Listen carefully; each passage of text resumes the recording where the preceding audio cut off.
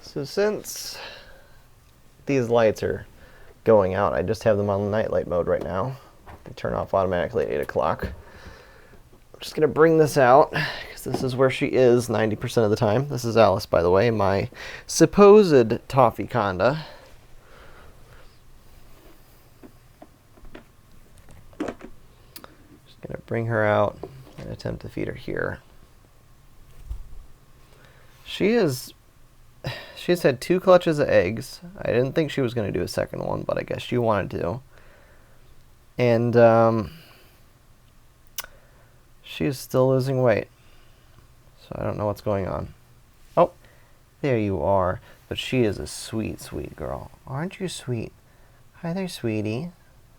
She is the most interactive snake I think I have at the moment. Hi, baby. Such a good girl. You smell the food?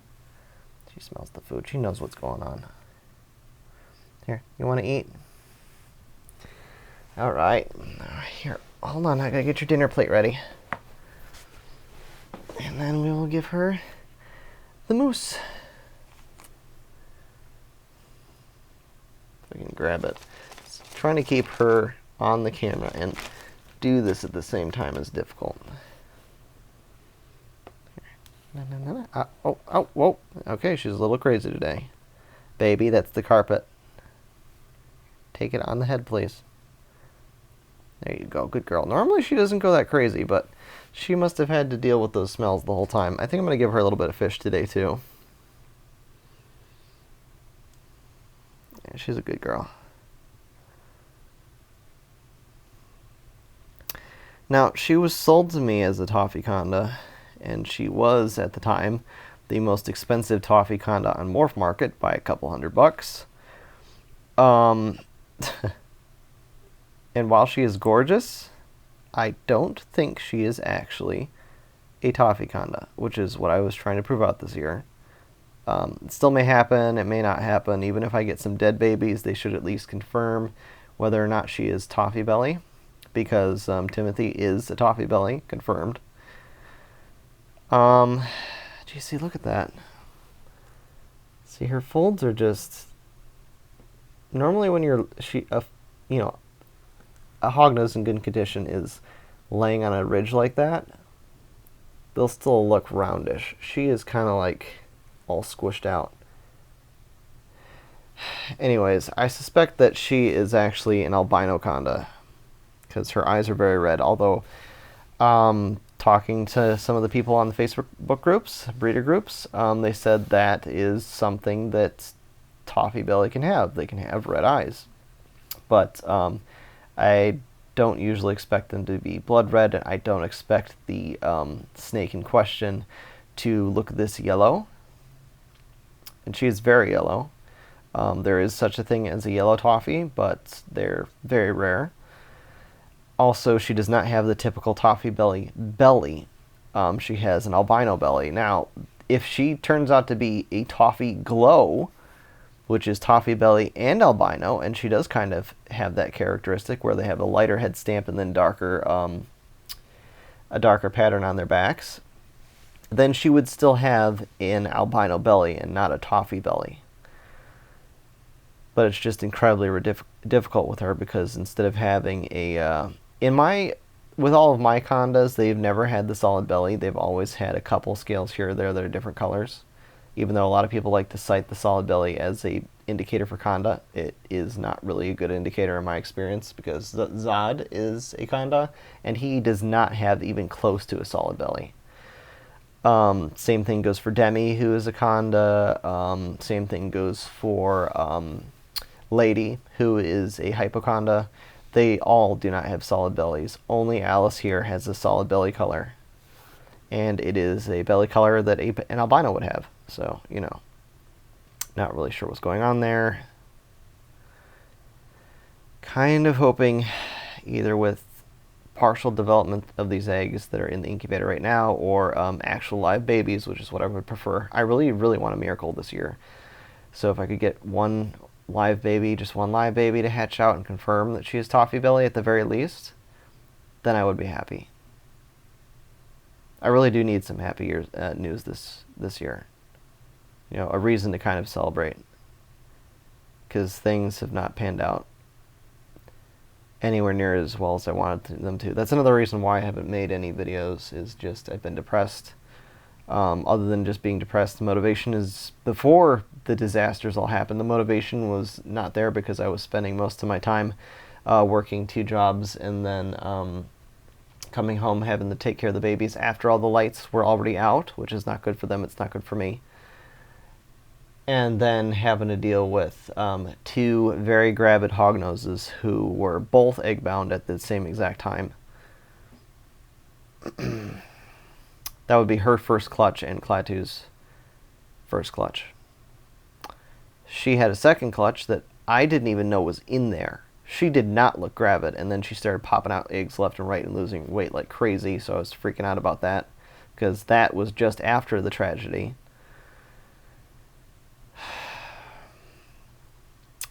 And I'm still kind of hoping she packs on the pounds. She's literally been getting fed every other day to every day, and she is not gaining weight like I would hope that she would gain. So, you know, something could be wrong. She's been tested for cryptosporidium so far just once. I was in the middle of testing them all a second time, because you're supposed to test them up to 3 times to be mostly certain on whether or not anyone in your collection has crypto. And then things just started going wrong one after the other, so I didn't really continue with that, but I'm going to get back on the ball with that. She's going to get tested. Zod's going to get tested. Chaz is going to get tested. All the snakes that have problems either eating or have questionable poop or digestion issues, or they're just not gaining weight like I would want them to, they are all getting tested. That actually includes Demi, because she eats like a champ, and she isn't putting on as much weight as I thought she would, and she's kind of thin. So 4 hog noses now that are going to get tested. I had originally tested 5, and they all came back negative, thank God. Honestly, if I get a positive crypto rating on any of my snakes, that's probably it for me on hognose breeding, or any snake sort of keeping. That'll be it. I'll just have pets, and that's all I'll be able to do. I'll have to euthanize probably most of them, because crypto isn't something you can get rid of.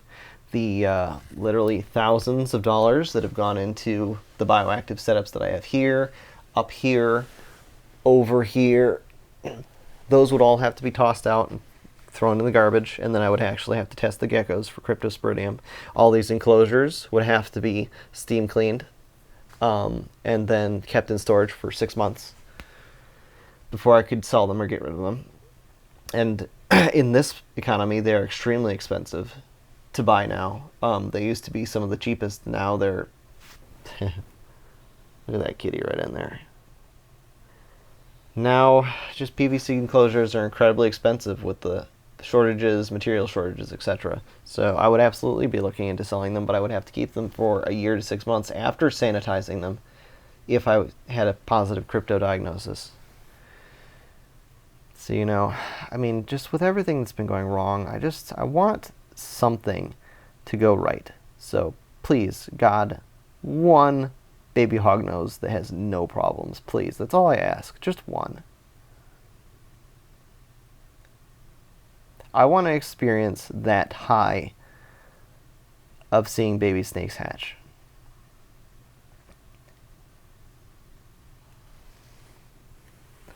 Oh, and another thing, no positive crypto diagnosis, please.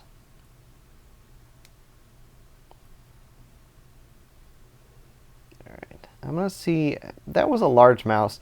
I'm going to see if she can't get down a piece of fish as well, because, you know, it's a nice little treat. And it it seems to aid in digestion. Alright, here we go. She knows. She knows. Baby. Baby. Alice.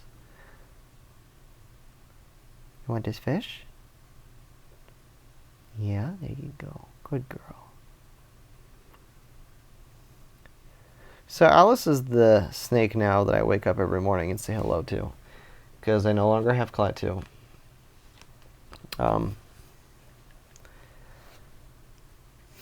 You know, instead of beating around the bush, I just say it. Clattu passed away. You know, which is extremely extremely depressing because she was the main reason. Honestly, if not for Clattu, I would probably only have 2 snakes. I would have her and Zod. There would have been no plans to breed, and I would have been happy to just have them. Because she was the reason to wake up in the morning. You know, I formed a very strong bond with Clattu that I haven't felt with any other animal, other than, you know, the dogs I've had over the years.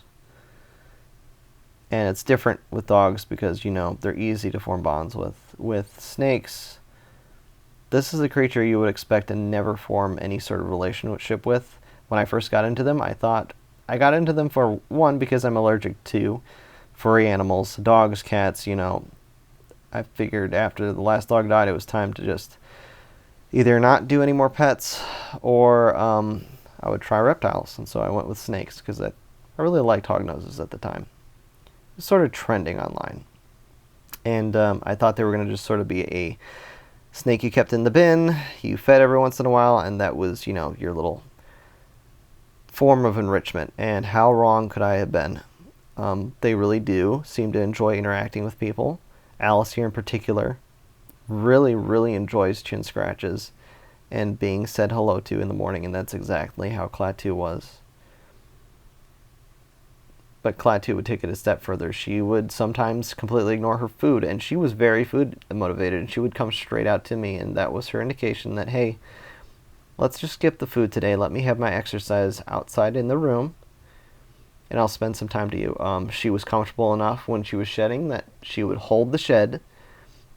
She would sit at the front of her enclosure, wait for me to pick her out, and then she would crawl underneath me to shed on me. I actually have a video of that, of her doing that, and you know, it made me feel incredibly special because it said to me that she felt way more comfortable with me than she did in her own enclosure, with all of her hides and all of the things that she could have used to easily have shed. And I experienced that at least 3 times with her, where she would be right at the door when it was time for her to shed. I would take her out and she would immediately start burrowing underneath me, and I could move across the room and she would come straight for me again. There's plenty of things in this room for her to have scratched, you know, herself on. It particularly the carpet. Carpet makes it easier for them to shed, but she would come to me. So, you know, with her loss, I just find it incredibly hard to do anything. My motivation is gone. I went through a period of depression. I'm still really depressed about it, actually. I can't even really say that I'm over it. And I'm just trying to kind of pick up the pieces, you know, as I go along. Like I said, I could really use a miracle of these eggs. These eggs are the second clutch from Alice that don't look particularly good, but they do have some veins. I already know a lot of them aren't going to make it. There's about 17 of them. If only one hatches, that will make my year, and I would be so happy. So, you know, I'm just praying for that. I'm just praying for that little miracle, because that's what I want. But for now, I mean, I'm kind of switched my... Instead of saying hello to Clattu, I've been saying hello to Alice every morning, and she seems to really, really, really enjoy the attention. She was already an extremely, extremely friendly snake. But, you know, it's really hard to replace your favorite with somebody else. And I do play favorites. Right now, I actually don't think there's anybody who is my favorite or who could contend for it. Hello, honey. You're such a good girl. Like I said, she knows what hands are and what food are, or food is. So I've never been bit from her. She is actually very cautious when it comes to food for the most time. Once she identifies food, she goes crazy. But then she can snap out of it really quickly, like this. She's just a good girl. And I don't really care if she does turn out to be an albino, in this case, because I love her. You know, she's more of a pet to me than, you know, a breeding project. Love you, sweetheart. Yes, I do. Anyway, I'm going to turn this off. It's about 8:30, 8:40. And I can put her back to digest and go to sleep. And hopefully it doesn't take me nearly as long to do the next video.